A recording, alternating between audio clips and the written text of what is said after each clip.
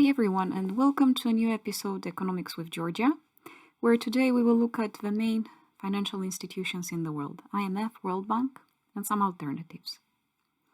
So first of all, what is IMF and World Bank? IMF, the International Monetary Fund, was established in 1944 after the financial crisis in 1930s and has 190 members. The main responsibilities of IMF are furthering international monetary cooperation, encouraging the expansion of trade and economic growth, and discouraging policies that would harm prosperity. It achieves this by supporting economic policies that promote financial stability and monetary cooperation. The IMF is governed by its countries' members. World Bank operates in 189 countries, and compared to IMF, it offers financial support for social causes and projects. The main aim of the organization are to end extreme poverty and promote shared prosperity. It has 5 main organizations that promote sustainable development: International Bank for Reconstruction and Development, International Development Association, the International Finance Corporation, the Multilateral Investment Guarantee Agency, and the International Center for Settlement of Investment Disputes. The World Bank Group provides financing, policy advice, technical assistance to governments, and also focuses on strengthening the private sector in developing countries. IMF, on the other hand, keeps track of the economy globally and in member countries, and it lends to countries with balance of payment difficulties and gives practical help to its members. Countries must first join the IMF to be eligible to join World Bank Group. Today, each institution has 189 member countries. World Bank lends money to middle-income countries at the interest rate lower than the rates on loan from commercial banks. In addition, the bank lends money at no interest to poorest developing countries, those that often cannot find other sources of loans. Countries that borrow from the bank also have a much longer period to repay their loans than commercial banks allow, and don't have to start repaying for several years. IMF, on the other hand, lends money to governments only, not to the private sector or civil society. The loan itself is not tied to a specific project or expenditure, unlike loans from the World Bank, which are often used to specific projects. There are several instruments that IMF uses to provide financing: rapid, short to medium, and long-term loans. So one important question: what are the advantages and disadvantages of IMF and World Bank? IMF. Starting with IMF, the advantages are that they offer loans for countries to bail out and support economic progress. It helps to balance the deficits in different countries, and it provides technical advice on how policies should change to provide economic development. When collaborating and supporting a member state, there are conditionalities that each country has to fulfill when given the loan. An example of this is Serbia, which in 2008 encountered economic difficulties, unemployment, and inflation rates. Between 2015 and 2018, the country received $1.32 billion to re-establish the economy and implemented policy change by increasing taxes, introducing support for enterprises, and expanding overall government spending. Fulfilling these conditions, the country went from a debt from a deficit, in 2014 to a surplus in 2017. Also, the unemployment was reduced. The disadvantages of IMF are that they intervene too much in some countries' policies, prioritizing the free market of the main five country investors, USA, Japan, Germany, UK, and France. While in other countries, they do not intervene adequately when economic support is essential and necessary. Greece case shows how in 2011, as a result of the economic crisis, the country's debt increased massively. IMF, together with European Union, intervened and recommended a contractionary economic policy, where taxes went up and government spending decreased. Many IMF researchers say that it was not the right strategy. It should have been better to increase spending. Due to the loan repayments that were given to IMF in 2012, the economy of the country shrank by 17%, rather than 5.5% as it was predicted. One part of the conditionalities was the privatization of key infrastructure parts, such as railway and ports. Greece implemented the changes in 2011 and appointed international people to overlook the project. That would give short-term cash, but reduce Greece's tax revenue, and also push up the costs of using the infrastructure.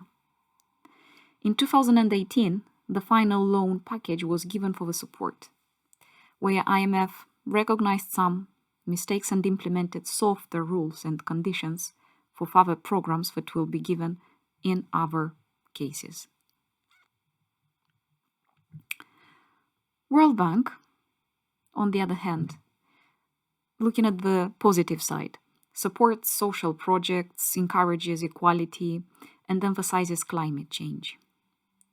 In Nigeria, the ICT, the Information Communication Technologies Project, supported the policy change and launched Federal e-Government Service Portal, institutionalizing a government-wide messaging system and establishing cadres and councils to drive the implementation of various IT initiatives.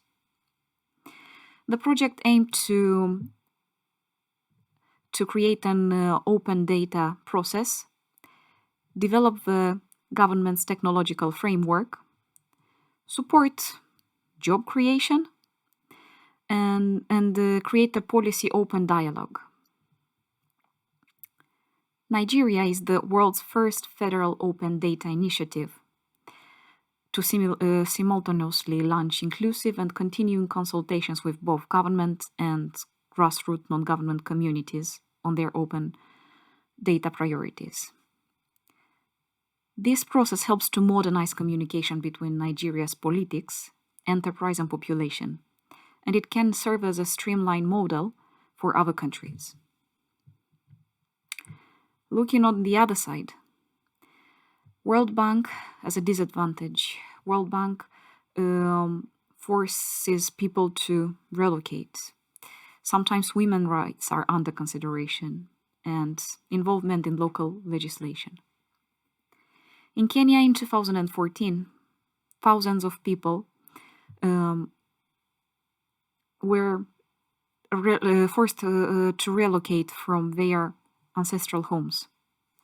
This was done in order to develop a conservation project from World Bank within the Sengwer community in the Mbobut forest.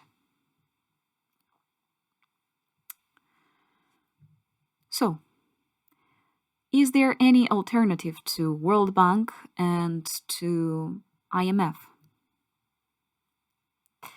The Asian Infrastructure Investment Bank, also known as AIIB, is a bank that aims to improve the social and economic situation in Asia. It was launched in 2016 and is situated in Beijing, China. When the bank was developed, some Western politicians came to warn that the bank comes to foster the global economic leadership of China. It is seen as an alternative to IMF and World Bank due to the way it offers financial support. IMF and World Bank put conditionalities on the loans given, where many developing countries implement Western or the so-called neoliberal policy. On the other hand, AIIB does not interfere in countries' internal affairs and provides only economic means for national development. Even if the name focuses on Asia, the organization has 105 members countries from Europe, Asia, Africa, and Americas. Until 2019, there were implemented 19 projects across the continents. But we need to look at the other side. What are the advantages that AIIB provides? AIIB, compared to World Bank and IMF, allows countries to follow their own policies without any external environment, but still pay back their finances in other forms. AIIB's main area of operation is Asia and is less USA and Japan driven than AIIB, which is Asian Development Bank. In Rwanda, AIIB offered financial support for small business after COVID-19 impact, where GDP fell by 3.4% in 2020. The $100 million boost is meant to provide subloans to small and medium enterprises that make up the majority of the employment in the country. This will include technical assistance and recovery from the COVID-19 period. On the other hand, AIIB, being mostly concentrated on infrastructure side, overlooks in some cases the environmental and social impacts that the projects bring. It is compared to IMF and World Bank that in big part it benefits the Global West, so IMF and World Bank benefit Global West. AIIB benefits mostly the Chinese population. The payment can be taken in form of resources from the countries given the financial support, extracting the resources from them and which are not used locally. At the same time, some projects in Ghana are only operated by the Chinese population that does not work and does not collaborate with the locals. In Laos in 2019, AIIB allocated 40 million to widen a road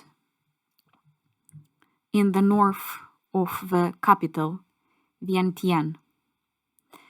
In that area, 378 households are run by women, and they asked for compensation for relocation. This brings up the issue of women's rights and transparency within AIIB. So in conclusion, which one is better, IMF, World Bank, or AIIB?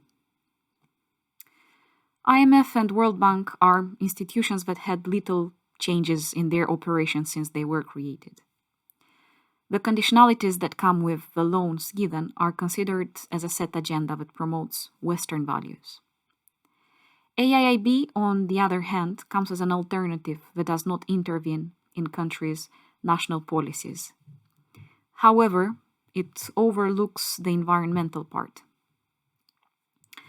It also allows China to be seen as more to be seen more favorably while studying some competition to IMF and World Bank, which I think is good in my opinion, and in this way Western views are challenged by Eastern alternative processes.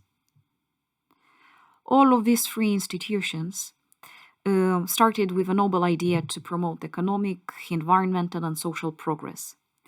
However, there is need for improvement and continuous development, where the beneficiary countries have more control over the loans they use and provide a report on the area of development.